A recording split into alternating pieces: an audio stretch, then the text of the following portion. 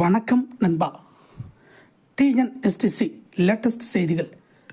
போக்குவரத்து தொழிலாளர் ஊதிய ஒப்பந்த பேச்சு எப்போது? பேரவையில் அமைச்சர் சிவசங்கர் பதில். போக்குவரத்து பணியாளர்களின் ஊதிய ஒப்பந்த பேச்சுவார்த்தை எப்போது நடத்தப்படும் என்பதற்கு போக்குவரத்துத்துறை அமைச்சர் SSC சிவசங்கர் விளக்கம் அளித்தார்.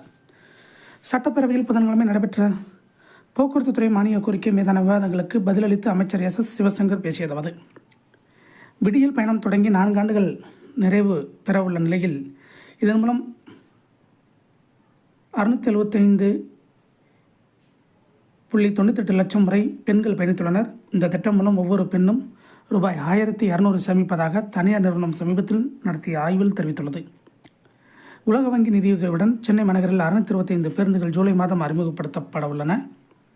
நிகழாண்டு 3000 புதிய பேருந்துகள் வாங்க உத்தரவிடப்பட்ட ஒப்பந்த நிலையில் உள்ளது. மொத்தமாக 3778 பேருந்துகள் மக்கள் பயன்பாட்டுக்கு வந்துள்ளன. மேலும் 8129 பேருந்துகள் வரவுள்ளன. இரு உரிமம் தேவை.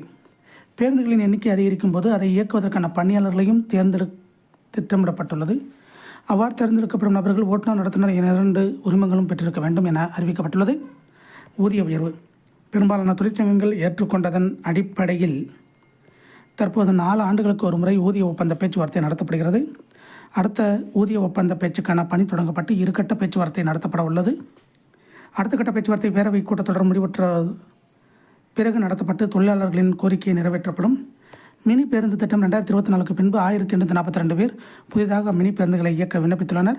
அடுத்த மாதம் இந்த பேருந்துகளை முதல்வர் தொடங்கி வைப்பார் என்றார் அமைச்சர் சிவசங்கர். இதே போன்ற